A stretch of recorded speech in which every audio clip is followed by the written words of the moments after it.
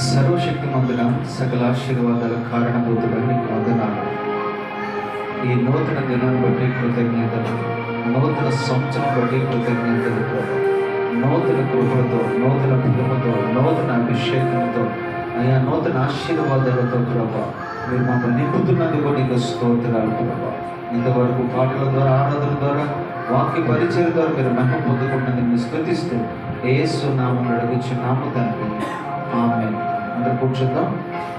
సర్వాధికారి నిరంతర స్తోత్రార్హుడైన యేసుక్రీస్తు నామంలో మీ అందరికీ నా శుభాభివందనాలు.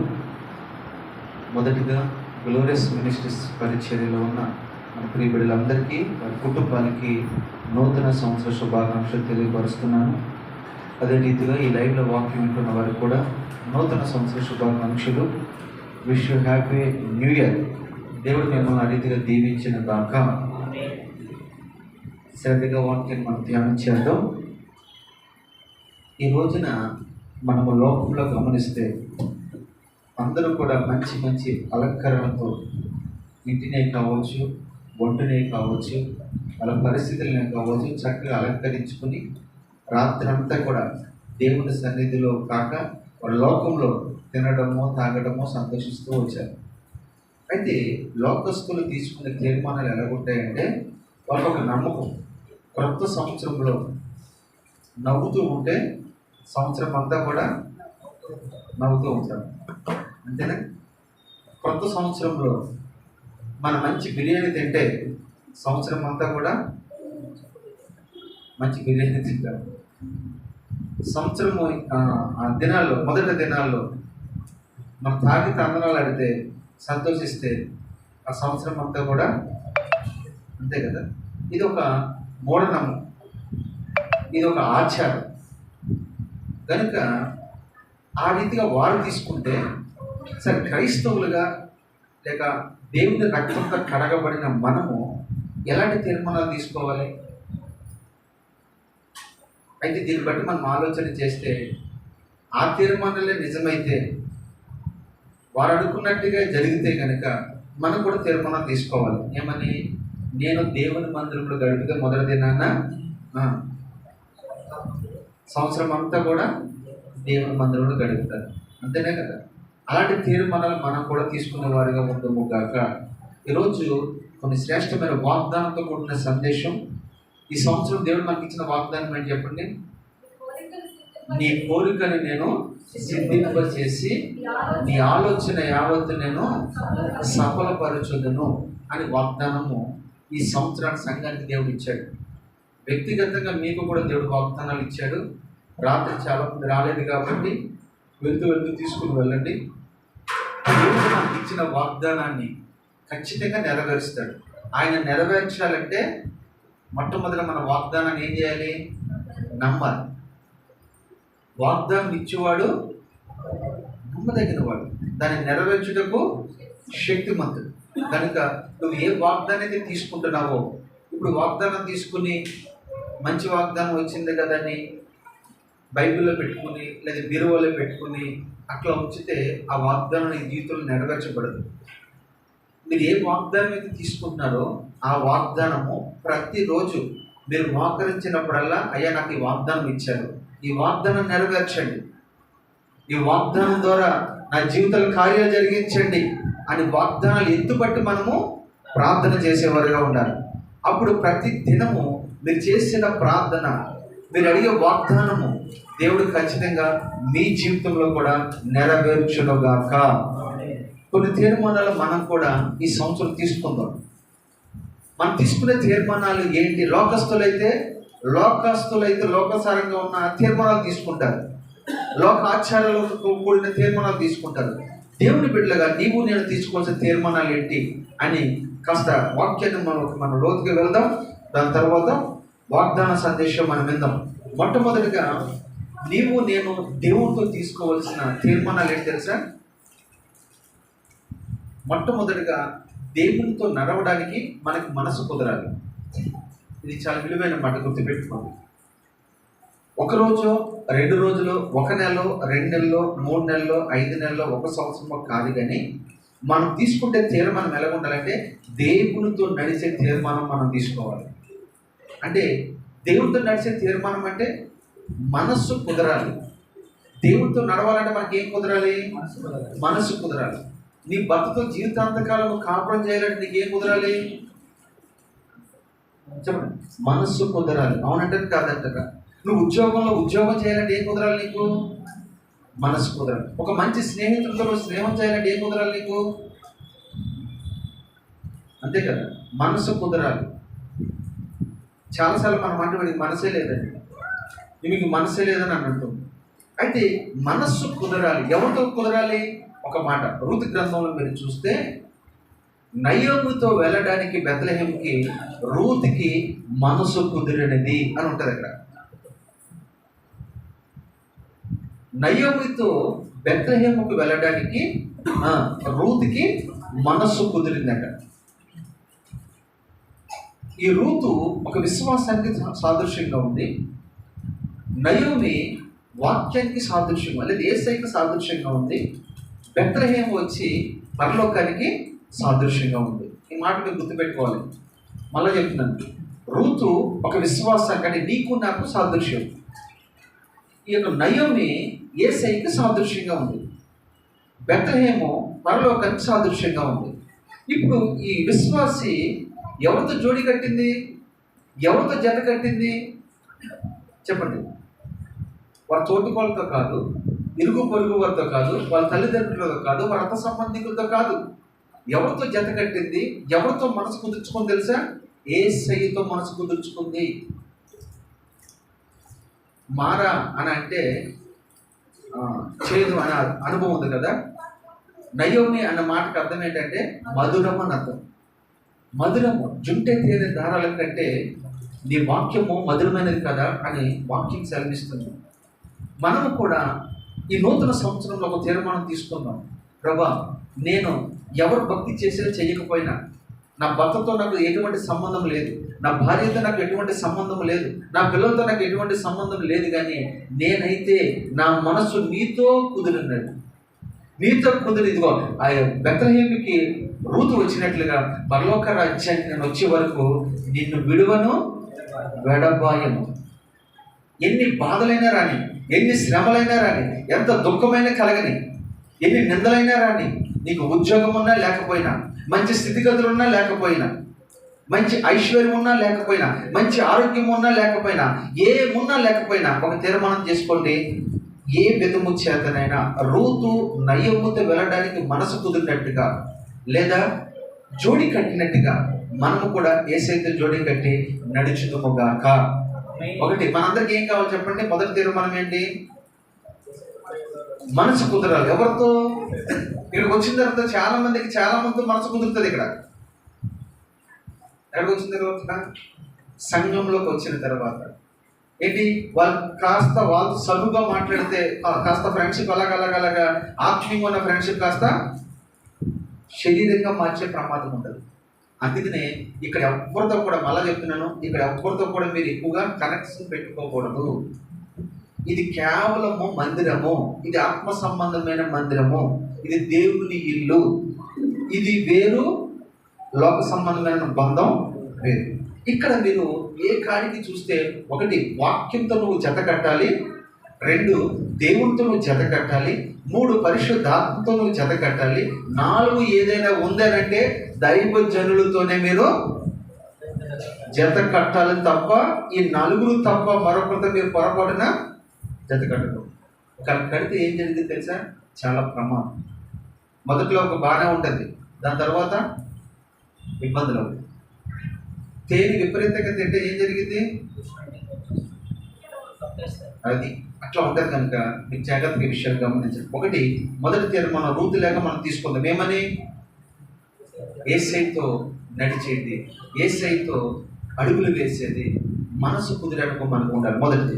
రెండోదిగా మనం చూస్తే ఆనోకు లేక దేవుడితో నడిచేందుకు మనకు ఉండాలి. రెండో అనుభవం ఏంటి చెప్పండి? ఆనోకు లేక దేవునితో నడిచే అనుభవం నీకు ఉండాలి. ఎవరెవరితోనే మనం నడవకూడదు, ఎవరెవరినో నువ్వు రోల్ మోడల్గా తీసుకోకూడదు. అలా చెప్తున్నాను, వాక్యం ఒకటే మనందరికీ రోల్ మోడల్. వాక్యంతో పాటు మనం నడిచేవారుగా ఉంటే నిజంగా చెప్తాను, మీ జీవితంలో కష్టాలే ఉండవు, నష్టాలే ఉండవు. మీ కష్టార్జితం పొరపాటున ఖర్చు కాదు. మీకు ఎలాంటి అనారోగ్యాలు రావు. ఒకవేళ అనారోగ్యాలు వచ్చినా నా దేవుడు ఉచితంగా మీకు స్వస్థతనిస్తాడు, మీకు మంచి ఉద్యోగాలు ఇస్తాడు, మంచి వివాహం జరిగిస్తాడు, చక్కటి జీవిత భాగస్వాములు ఇస్తాడు, మీ బ్రతుకులు మారుస్తాడు, మీ స్థితిగతులు మారుస్తాడు. ఎందుకంటే నువ్వు ఎవరితో నడుస్తున్నావు? యేసుతో నడిచినప్పుడు నీకు ఎలాంటి కొద ఉండదు, ఎలాంటి ఇబ్బందులు ఉండదు. ఇప్పుడు మనం ఎవరితో అయినా మంచి డబ్బున్న వ్యక్తితో మనం నడిచామనుకో, మీకు ఆర్థిక ఇబ్బందులు ఉంటాయా? ఉండవు. ఎందుకంటే ఆయన నీకు హెల్ప్ చేస్తాడు. లేవన్నా ఎప్పుడైతే నువ్వు లేవంటావో, నేను ఉన్నాను కదా నీకు అది ఇస్తూ ఉంటాడు. అలాగా లోకస్తులు అయితే ఏదైనా మనం డబ్బు సాయం చేయగలుగుతారేమో, కానీ అంతకుమించి వాళ్ళు ఏం చేయలేరు. అది యేసుతో నడిస్తే నీకు ఆరోగ్యం వస్తుంది, ఆయన ఆరోగ్యం ఇస్తాడు. ఒకవేళ అనారోగ్యంతో బాధపడ్డావా, యేసయ్యకి మొరపెడితే వెంటనే ఆయన ఏం చేస్తాడు? ఉత్తరం ఇస్తాడు. ఆర్థిక ఇబ్బందులు నలిగిపోతున్నావా, యేసయ్యని అడుగు. ఆయన ఎవరు తెలుసా? ఐశ్వర్యవంతుడైన ఆయన. ఏమంటారు చెప్పండి? ఐశ్వర్యవంతుడు. తన ఐశ్వర్యం నీకు ఇస్తాడు. ఆయన ఇంకో మూడోది ఏమి ఇస్తాడు తెలుసు నీకు? సమాధానం ఇస్తాడు. సమాధానం ఎక్కడ ఎవరు ఇవ్వరు మనకి, యేసయ్య మాత్రం నీకు సమాధానం ఇస్తాడు. నెమ్మది ఆయనే ఇస్తాడు, ప్రేమ ఆయనే ఇస్తాడు, ఐక్యత ఆయనే ఇస్తాడు. ఇవన్నీ కూడా నా దేవులో సమృద్ధిగా ఉన్నాయి. అంత మాత్రమే కాదు, నీకు బుద్ధిని, నీకు జ్ఞానమును, బుద్ధి జ్ఞానము, మూడోది సర్వ సంపదలు ఆయనలో ఉన్నాయి.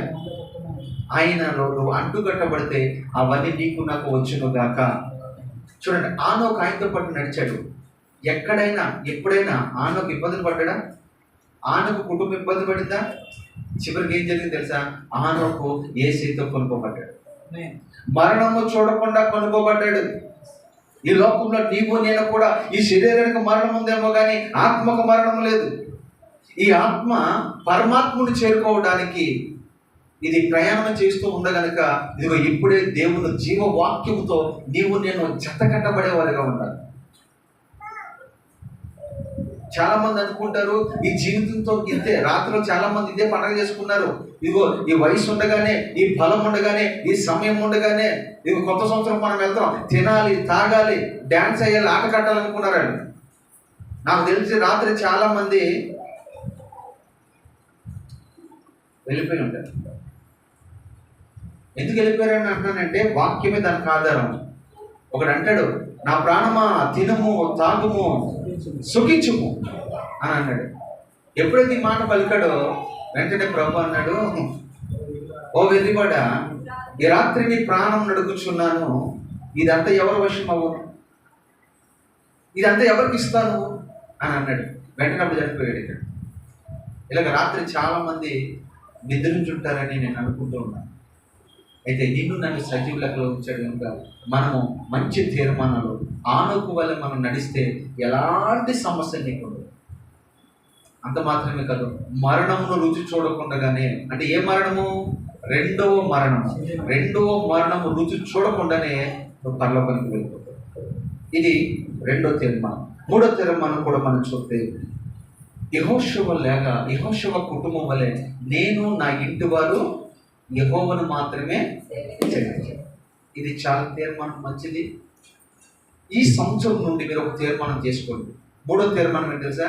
ఏ విధము చేతనైనా నేను నా ఇంటి వారు. ఈ సంవత్సరంలో ఎన్ని ఆదివారాలు అయితే ఉన్నాయో, ఎన్ని శుక్రవారాలు అయితే ఉన్నాయో, వాటన్నిటిలో నేను పాలు పంపులు పొందుతాను.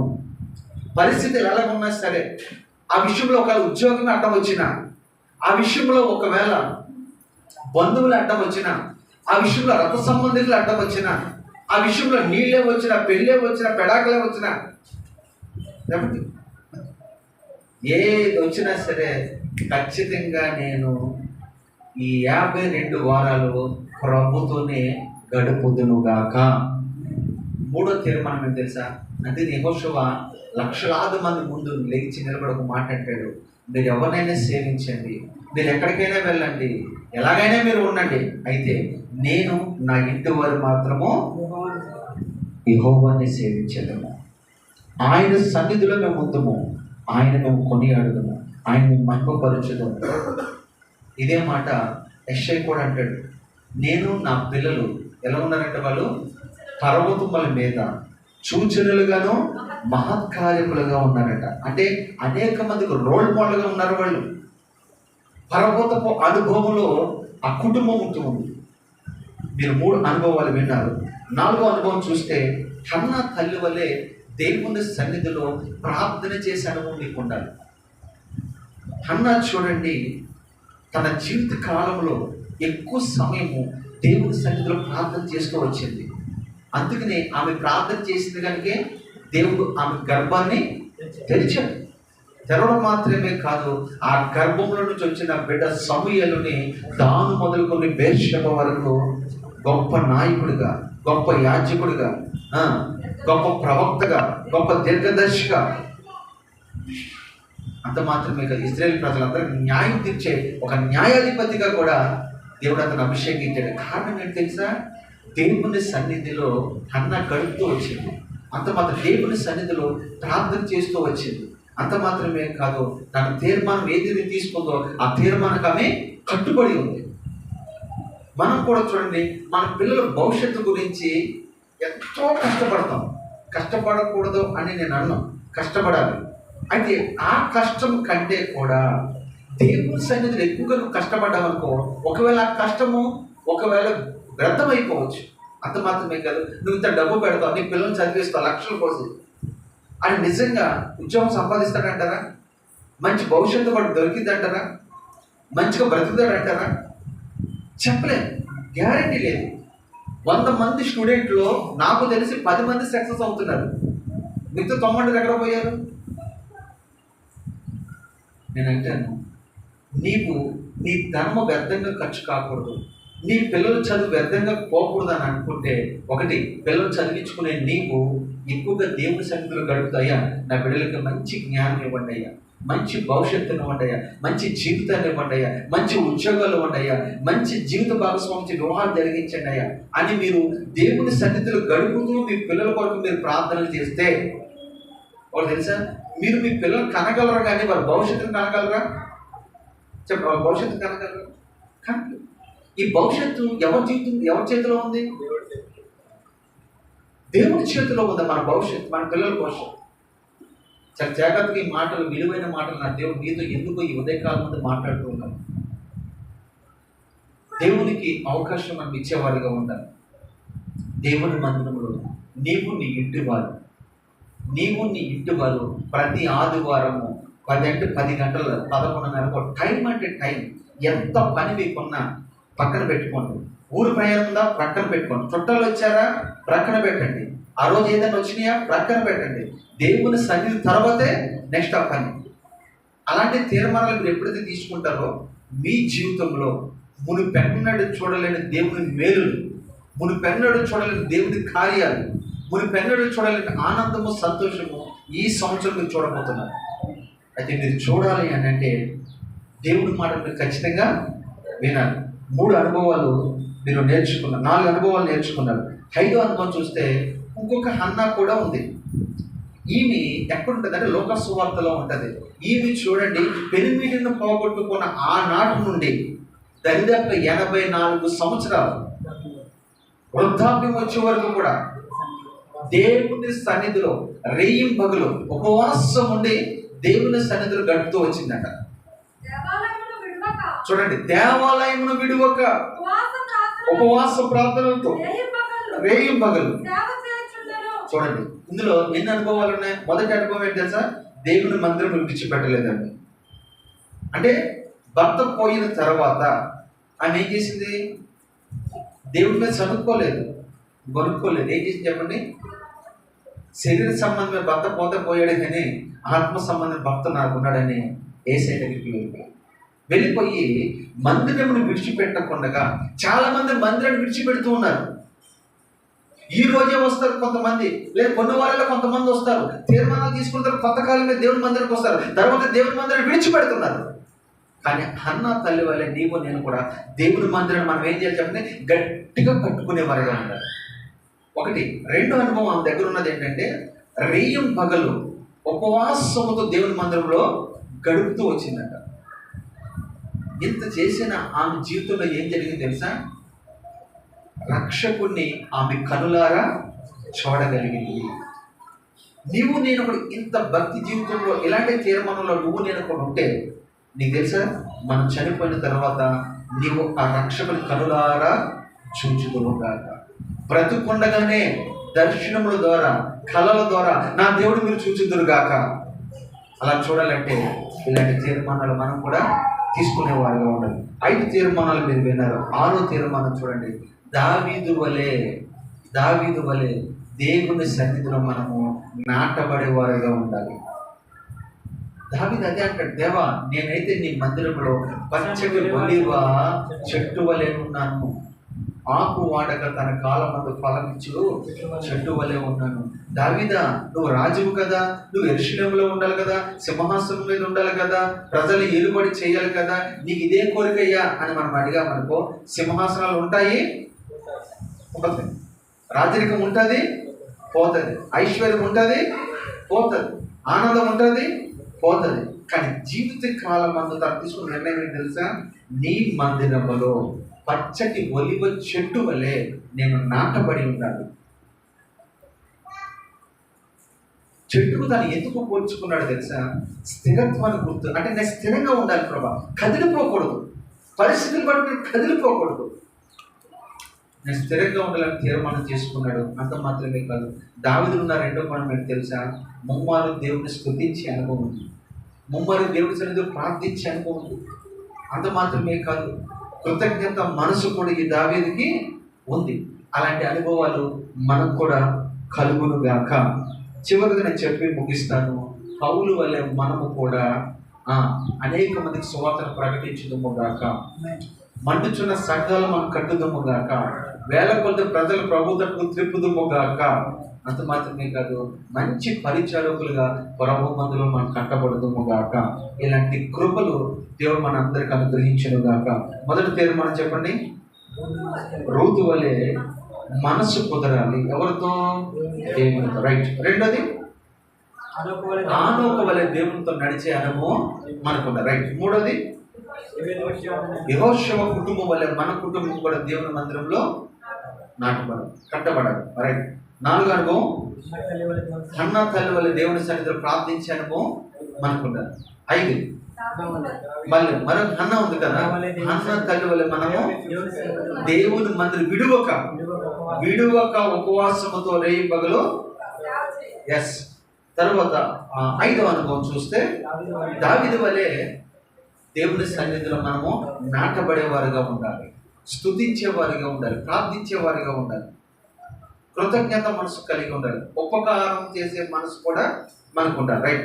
చివరిది, అపోస్తలుడు పౌలు వలె దేవుని పరిచర్య చేయాలి, సంఘాలు కట్టాలి, అనేక మంది దేవుని తట్టు త్రిప్పాలి.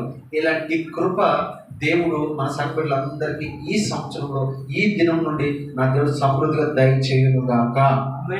ఆమేన్. ఇప్పుడు వాగ్దాన వాక్యంలోకి వెళ్దాం. మీ పరిశుద్ధమైన గ్రంథాలు తెరవండి.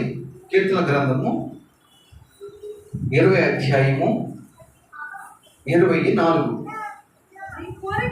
నీ కోరికను సిద్ధింపచేసి నీ ఆలోచన యావత్తును సఫలపరచును గాక. ఆమేన్.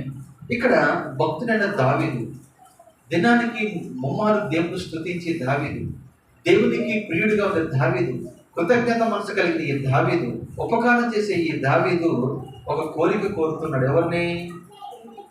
యేసయ్యని కోరుతున్నాడు. ఏమని? అయ్యా, నాకు ఎన్నో కోరికలు ఉన్నాయి ప్రభా, ఆ కోరికలన్నీ కూడా మీరు సిద్ధింపచ్చే, మీరు నెరవేర్చండి, నాకు ఒక ఆశ ఉంది, ఆశను తీర్చండి ప్రభా అని ఇక్కడ దావీదు అడుగుతూ ఉన్నాడు.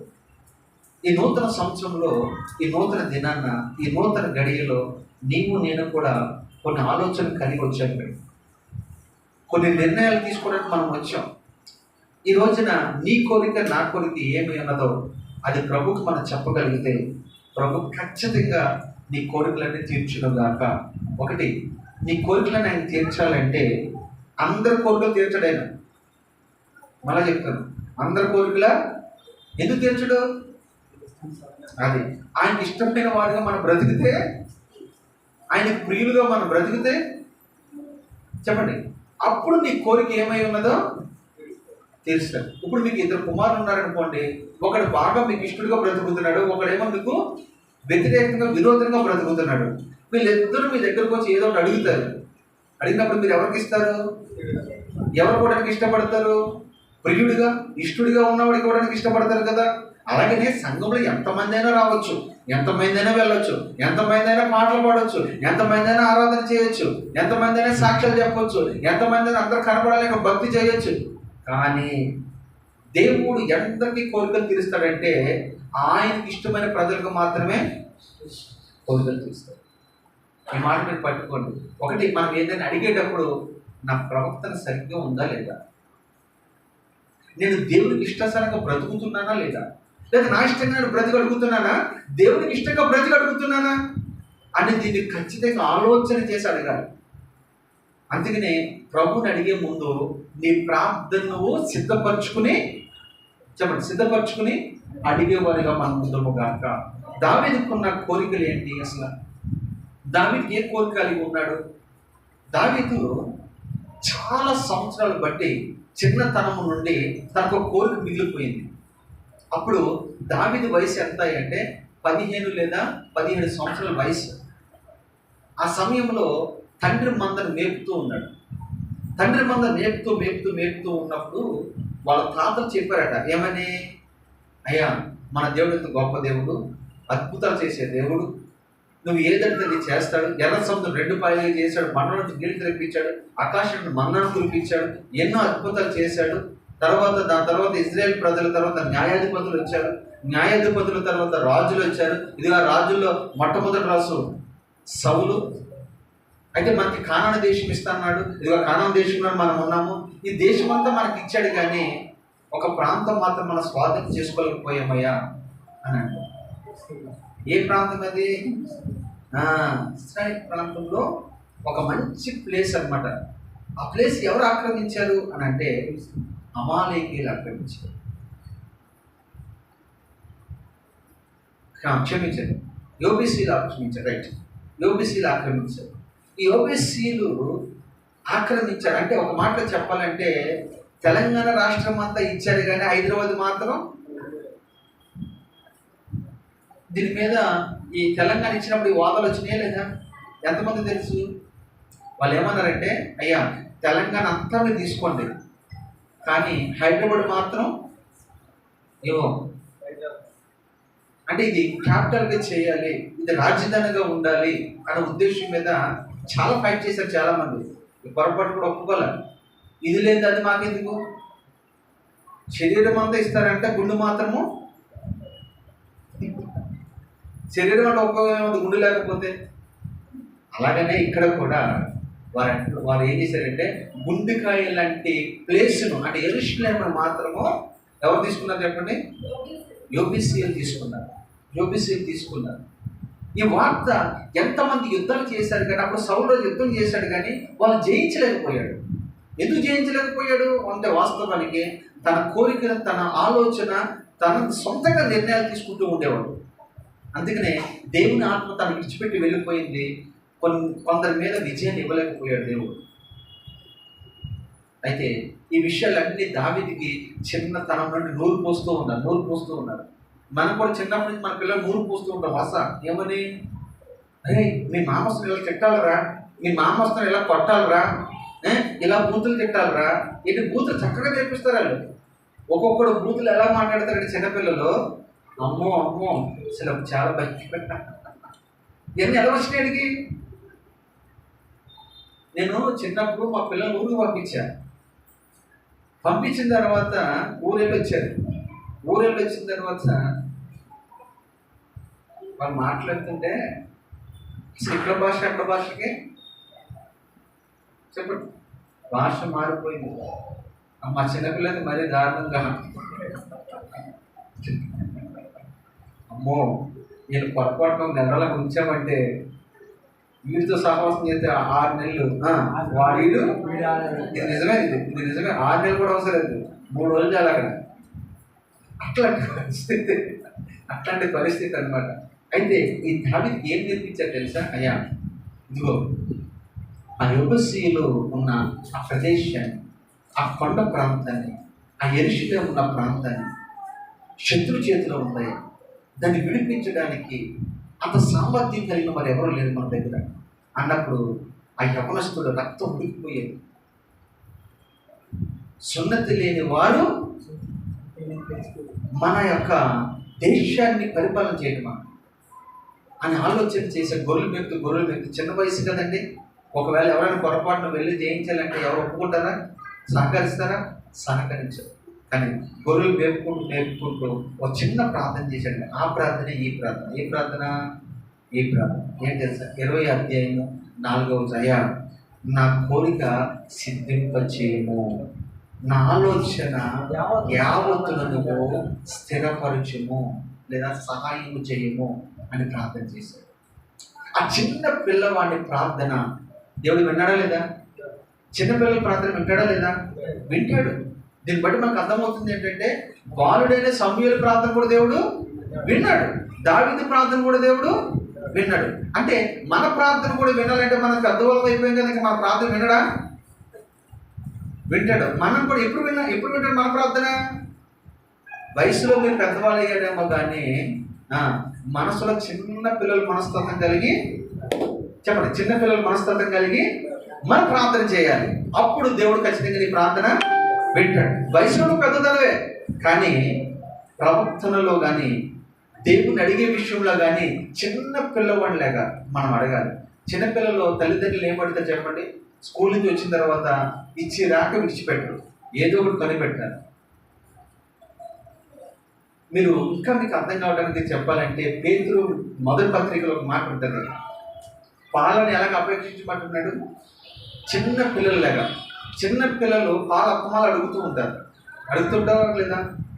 సంజయ్ అడుగుతారా లేదా? చూడండి, కొత్తగా జన్మించిన శిష్యులను పోలిన వారై నిర్మలమైన వాక్యమును పాల వలన రక్షణ విషయంలో మీరు ఎదుగు నిమిత్తము ఆ పాలను అపేక్షించడు. ఆ పాలను చిన్న పిల్లవాడు అపేక్షించినట్టుగా నేను కూడా దేవుని సన్నిధిలో ప్రతి సమస్య నిమిత్తము దేవుని సన్నిధిలో అపేక్షించుదుముగాక, అడుగుదుముగాక. అలా మనం చేసినప్పుడు ఖచ్చితంగా నీ ప్రార్థన నా ప్రార్థన దేవుడు వింటాడు. ఇందుకే దావీదుకున్న కోరిక మనం ఒకసారి చూద్దాం. కీర్తన గ్రంథం 61:1. కీర్తనలో 61:1. చూడండి, ఇక్కడ ఏమన్నాడు? నా కోరిక సిద్ధింప చేయమన్నాడు, నా ఆలోచన యావత్తును సఫలపరచమన్నాడు. దానికి ఇంకొకసారి కూడా ప్రార్థన చేస్తాడు. దేవా నా మొర ఆలకించుము, నా ప్రార్థనకు చెవియకుము, నా ప్రాణము కల్లడెల్లగా అబ్బా. చూడండి, ఇక్కడ చూడండి. అప్పుడు చిన్న వయసులో ప్రార్థన చేశాడు, ప్రార్థనకి జవాబు రాలేదు. మళ్ళీ మీరు గుర్తుపెట్టుకోండి, చిన్నతనంలో ప్రార్థన చేశాడు. ఏ విషయం గురించి? యెరూషలేము గురించి ప్రార్థన చేశాడు. చేసిన తర్వాత జవాబు రాలేదు. యేసయ్య మౌనంగా ఉన్నాడు, నిశ్శబ్దం అయిపోయాడు. అలాగని విడిచిపెట్టాడా? విడిచిపెట్టక మళ్ళీ ఇక్కడ కూడా ఏమన్నాడంటే, అయ్యా నేను ఎప్పుడో ప్రార్థన చేశాను కదా, ఆ ప్రార్థన మళ్ళీ ఒకసారి మీరు జ్ఞాపకం చేసుకోమని ఇక్కడ ఏమంటాడంటే, యెహోవా చూడండి, నా మొర ఆలకించుము అంటే ప్రభు ఏమన్నాడు? నాకు మొర పెట్టుము, నీకు ఉత్తరం ఇచ్చేదను. ఈ రీతిగా దావీదు మాట్లాడడానికి గల కారణం ఏమిటి? అసలు నిజంగా కాస్త మనం ఆలోచన చేస్తే మనకు ఒక విషయం ఖచ్చితంగా అర్థం కావాలి. ఏం తెలుసా? వాక్యం బాగా తెలిస్తేనే మీకు వాగ్దానాలు అర్థమవుతాయి.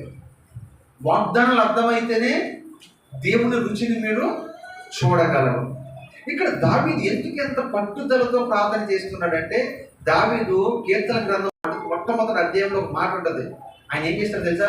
దివారాత్రములు దేవుని ధర్మశాస్త్రమును ధ్యానం చేసేవాడట, ఆనందిస్తూ ఉండేవాడట. చాలు అలా చేస్తూ ఉన్నప్పుడు దాంతో పాటు కూడా ప్రార్థన బాగా నేర్చుకున్నాడు. ఒక ప్రక్కన వాక్యం బాగా చదువుతాడు, మరొక ప్రక్కన బాగా ప్రార్థన చేయడం నేర్చుకున్నాడు. ఇలాంటి అనుభవం కలిగి నేను అంటాడు, నా కోరికను తీర్చు ప్రభు అని అంటూ, దేవా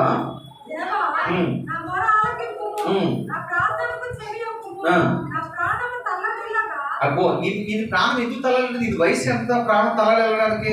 నీకు ఏ సమస్య వచ్చింది? దీనికి చెప్పండి. నీకేం పెళ్ళి అయిందా? భార్య వేధిస్తుందా? పిల్లలు ఉన్నారా? పిల్లలు స్కూల్ ఫీజు కట్టాలనే బాధ? చెప్పండి. పిల్లలు పెళ్లి చేయాలనేదా? ఎందుకని ప్రాణం తలడెలుతుంది? ఎందుకు తలడెలుతుంది తెలుసా? ఆ ఎక్కలేని ఆ కొండ మీద నన్ను ఎక్కించి ప్రభా నేను శత్రువుతో యుద్ధం చేస్తాను, అది యుద్ధం చేసి ఆ స్థలాన్ని మీ కొరకు ప్రతిష్ఠిస్తాను ప్రభా అనడానికి అతను తల్లడిల్లిపోతున్నాడు. నిజంగా తల్లడిల్లిపోవడం అంటే అర్థం ఏంటి? చాలా విపరీతమైన బాధ వస్తేనే మాటలు మాట్లాడతారు, అవునా కదా? ఇప్పుడు నీవు నేను కూడా దావీదు ద్వారా మనం ఏం నేర్చుకోవచ్చు తెలుసా?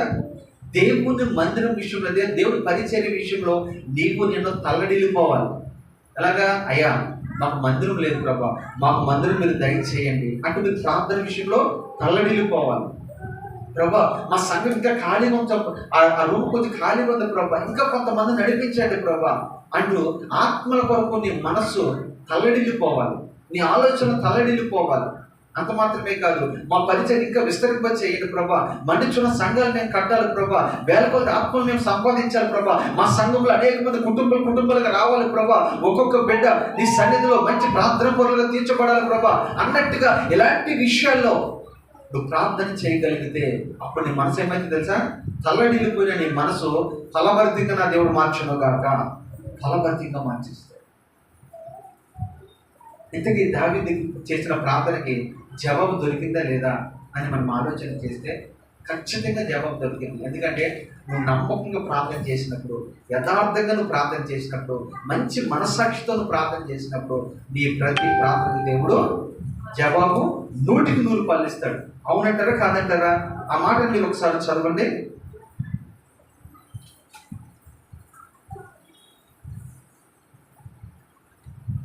ఎక్కడుంటాయి ఆ మాటలు?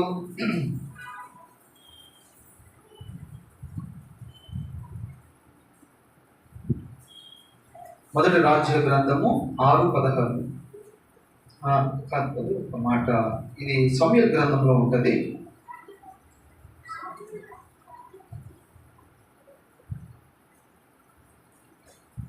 రెండో సమూయేలు అనుకుంటే ఒకసారి చదువు, నాకు చెక్ చేయండి. అది అక్కడ రెండో సమూయేలు నేను రాయలేదు, ఒకసారి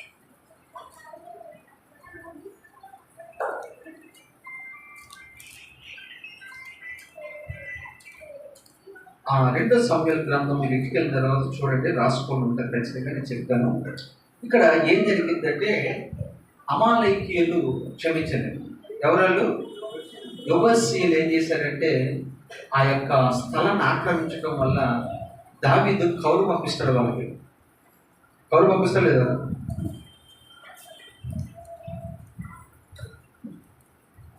ఆ మాటలు చదువు కనపడదా? యెబూసీయులు ఉంటా చూడన్నా, చదువు. ఎంతది? చదువు. కనపడుతుంది, త్వరగా చదువుకున్నమాట.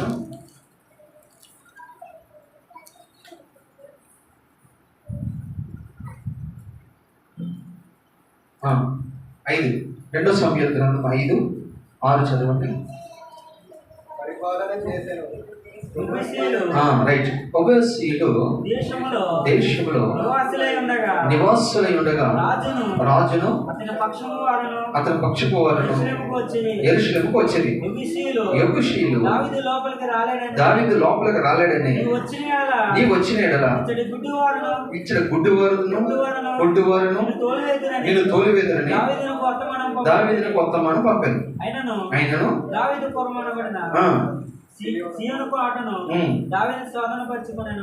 ఇక్కడ ఏం జరిగిందంటే ఈ మాట గమనించండి. దావీదు ఆ గొర్రెలు మేపుకుంటూ పెద్దవాడు అవుతూ ఉన్నాడు. తనలో ఆ కోరిక బాగా విపరీతమైన కోరికలు పుడుతూ ఉన్నాయి. ఏ విధం చేతనైనా ప్రాణం పోయినా పర్లేదు కానీ ఏ విధము చేతనైనా నేను శత్రువులు జయించాలని తీర్మానం తీసుకున్నాడు. తీర్చుకునే ముందు ఒక ఆలోచన చేశాడు. ఏం తెలుసా? ఏ విధము చేతనైనా అక్కడున్న యెబూసీయులను నేను హతమారుస్తాను అన్నట్టుగా ఒక కౌరు పంపిస్తాడు. ముందు దావీదు వెళ్ళలేదు, కొంతమంది వ్యక్తులతో కౌరు పంపిస్తాడు. ఎందుకంటే అప్పటికే దావీదు యుద్ధ నైపుణ్యత కలిగిన వాడుగా ఎదుగుతూ ఉన్నాడు. అక్కడ మంచి యుద్ధం. మీకు తెలుసా ఒక మాట, దావీదు యుద్ధం ఎక్కడ నేర్చుకున్నాడు? ఏ కాలేజీకి వెళ్ళలేదు, ఏ ఇన్స్టిట్యూట్కి వెళ్ళలేదు, కానీ ఎక్కడ యుద్ధం నేర్చుకున్నాడు తెలుసా? అడవులో నేర్చుకున్నాడు, గొర్రెలు కాస్తూ నేర్చుకున్నాడు. ఎలాంటి యుద్ధం తెలుసా? మనం అయితే యుద్ధం చేయాలంటే ఏదో మరొక సైన్యంతోనో మరొక వ్యక్తితో యుద్ధం చేస్తాం. కానీ దావీదు యుద్ధం ఎవరితో తెలుసా? సింహాలతో యుద్ధం, ఎలుగుబంటులతో యుద్ధం, చిరత పులులతో యుద్ధం, క్రూరమైన మృగాలతో యుద్ధం చేశాడు. యుద్ధం చేసి ఆ గొర్రె పిల్లలు పట్టుకుపోతూ ఉంటే వెళ్ళి పరుగున వాటితో ఎంత వేగంగా పరిగెట్టాడు. వాటిలా మెడపట్టుకుని కిందకు వచ్చి ఒకడు మేక పిల్లల్ని చీల్చినట్టుగా గడ్డంతో చీల్చేవాడట.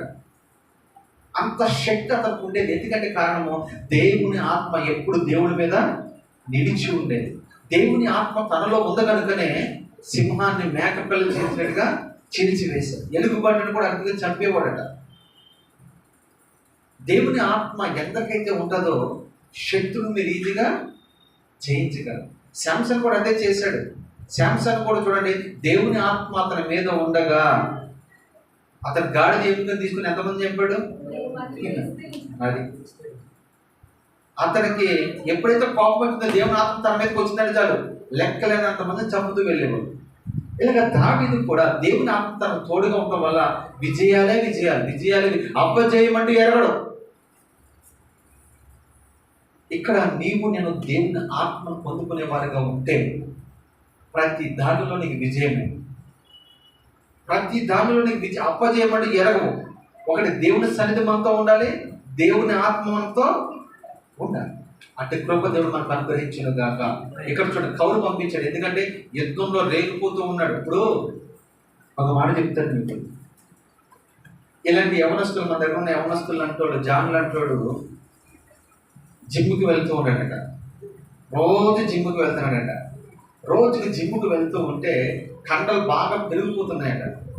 కండలు బాగా పెరిగిపోతే ఏమవుతుంది? ఒళ్ళు దురదగా ఉంటుందా లేదా? కండలు బాగా పెరిగినాయి. ఏం చేయాలి? ఏది ఉన్నా సరే లేపేయాలి కదా, ఎవరైనా కొట్టాలి. ఇప్పుడు జిమ్కి ఎందుకు వెళ్తారు చెప్పండి? అంతే కదా, బాడీ ఫిట్నెస్ అంతేనా, ఏముండదా? వాడి మీదకి ఎప్పుడైనా గొడవకు వస్తే వీడు కొట్టవసరం లేదు, వీడు దేహం చూసే భయపడాలి. అలాంటిగా కండలు తిరిగిపోయే కండ ఎదురుగా మార్చబడ్డాడు. అయితే ఇంతకీ వీడు జిమ్కి వెళ్ళాడు, కండలు బాగా పెంచుకున్నాడు. కానీ విషయం ఏంటంటే వీడితో యుద్ధం చేయడానికి వీడితో ఎవరు గొడవ పడట్లేదు. ఎందుకంటే దేహం చూసే పారిపోతారు అందరూ. వీడితో ఎవరు గొడవ పడతారు చెప్పండి? గొడవ అయితే వీడికి ఏంటో కోరిక, జిమ్కి వెళ్తున్నాను కాబట్టి ఎవరైనా కొట్టాలి అని కోరిక ఎక్కుంది. వీడు ఏం చేయాలి తెలుసా? ఈ కోరికను తీర్చుకోవడానికి ఏం చేశాడంటే అటు ఇటు చూశాడు, ఎవరూ లేరు. ఇంట్లో మూలలో ఒక ముసలమ్మ కూర్చుంది. ఎవరు కూర్చుంటారా?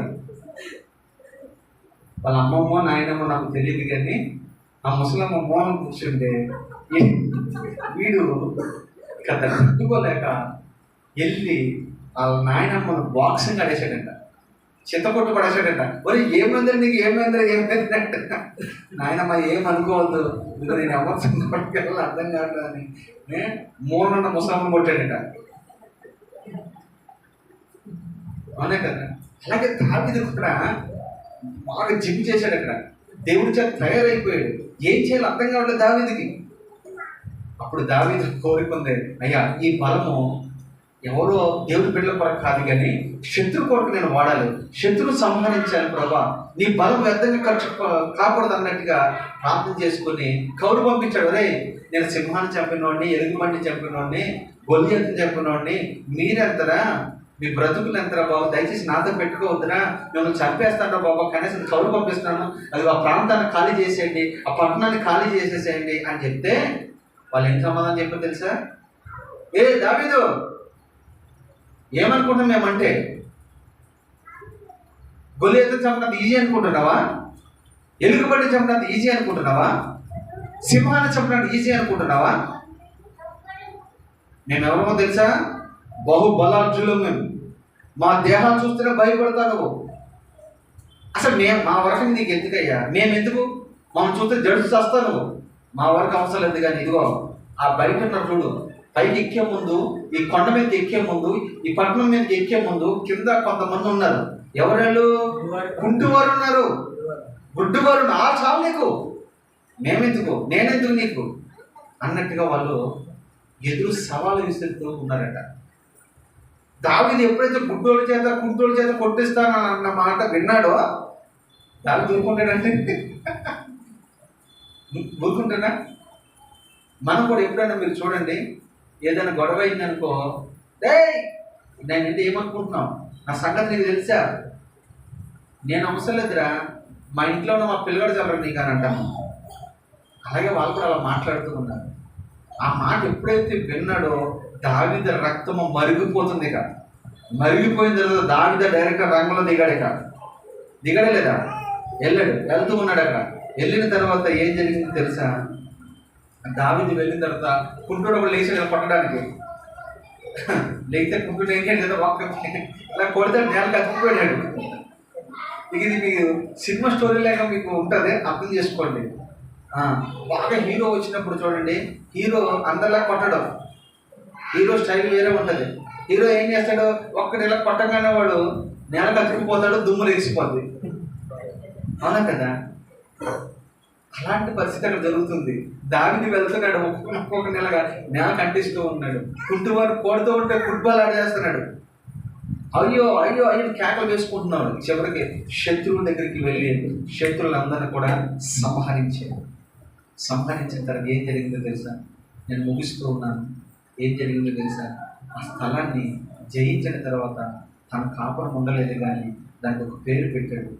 బెత్లెహేం అని పేరు పెట్టాడు. దేవుడు పట్టణం అని పేరు పెట్టాడు. ఆ స్థలమును ఏం చేయాలి తెలుసా? ఆ స్థలములోని దేవుడు మహామందిరము కట్టడానికి ఈ దావీదు పూనుకున్నాడు. ఆ స్థలంలో ఇప్పుడు ఏముందో తెలుసా? ఇంతకుముందు ఏముండేదో తెలుసా? అక్కడ ఆ స్థలంలో దేవుడు మందిరం ఉండేది. ఆ మందిరం ఎవరు కట్టారు తెలుసా? సొలొమోను కట్టాడు. ఆ మందిరమును కోల్చివేయబడి శత్రువుల చేతికి వెళ్ళిన తర్వాత చాలాసార్లు మందిరం కట్టబడింది, కూల్చివేయబడింది. చివరికి అది ఇప్పుడు ముస్లిమ్స్ ఆధీనంలో ఉంది. దాన్ని డ్యామ్ కట్టారు, దాన్ని ఏమంటారు డూమ్. ఆ డూమ్ మసీదు ఉంది.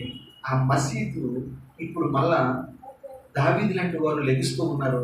ఎప్పుడైతే ఆ యొక్క ముస్లిమ్స్ ఆ దర్గా అంటారు, దాన్ని ఏమంటారు, దర్గా అంటారు కదా, దాన్ని తొలగించి మళ్ళీ మందిరం కట్టాలని ఇప్పుడు ప్రయత్నాలు జరుగుతూ ఉన్నాయి. ఎంత ప్రయత్నం జరుగుతుందంటే మీకు ఒక మాట చెప్తాను. ఒక్క రోజులోనే 24 అవర్స్లోనే అక్కడ మందిరం కట్టబడుతుంది. ఎన్నో రోజులు అవసరం లేదు, ఎన్నో సంవత్సరాలు అవసరం లేదు. ఒక మందిరం కట్టాలంటే మినిమం ఒక 50 రోజులు అంటున్నారు. ఇక్కడ ఎవరో ఒక ఆయన కట్టాడు. కలవటం ఎన్ని రోజుల్లో కట్టారు? 52 రోజులు. అది సిమెంట్తో కట్టారా, రేకులతో కట్టారా? అంతేనే కదా, చుట్టూ కట్టారు. కానీ ఇది అలా కాదు. మొత్తం అంతా కూడా మంచి టెక్నాలజీతో మందిరం కట్టబడుతుంది. సొలొమోను కట్టిన మందిరమే అంత జ్ఞానంతో ఉంటే ఇప్పుడు వాళ్ళకి ఎంత జ్ఞానం ఉంది ఇప్పుడు వాళ్ళకి. కనుక అక్కడ ఏం చేస్తారు తెలుసా? ముందుగానే మందిరం సిద్ధపరిచి తీసుకొచ్చి అక్కడ పెడతారంతే. అదే జరిగింది అక్కడ. ఈ మందిరం ఎప్పుడైతే ముగించబడిందో యేసయ్య రాకడ వచ్చేసింది. యేసయ్య రాకడ ఎప్పుడైతే వచ్చేసిందో అప్పుడు ఎత్తబడే వారందరూ సమాధులు తెరవబడతాయి. నిద్రించిన వారు అనేక మంది లెగుస్తారు. లేచి వారి శరీరములు ఎక్కడెక్కడైతే ఉన్నాయో, నీతిమంతులు బ్రతికిన వాళ్ళు వారి యాక్సిడెంట్లో చనిపోయినా, సముద్రంలో చనిపోయినా, అగ్నిలో చనిపోయినా, ఎక్కడైనా వాళ్ళు చనిపోయి వాళ్ళ దేహాలన్నీ కూడా మళ్ళా ఒక దగ్గర కలుసుకుంటాయంట. ఎలా కలుసుకుంటాయి? ఇది చాలా విచిత్రంగా ఉంటుంది. ఈ మాట మీకు అర్థం కావాలంటే యెహెజ్కేలు గ్రంథంలో చదవండి. యెహెజ్కేలు గ్రంథంలో ప్రవక్తతో అంటాడు ప్రవక్త అని, యెహెజ్కేలు ఇదిగో నువ్వు ఎండిపోయిన లోయలోకి నువ్వు వెళ్ళాలి. ఎండిపోయిన లోయలోకి నువ్వు వెళ్ళిన తర్వాత అక్కడ ప్రవచించు. ఏమని? ఎండిపోయిన ఎముకలారా, నరపుత్రుడా బ్రతకగలవా?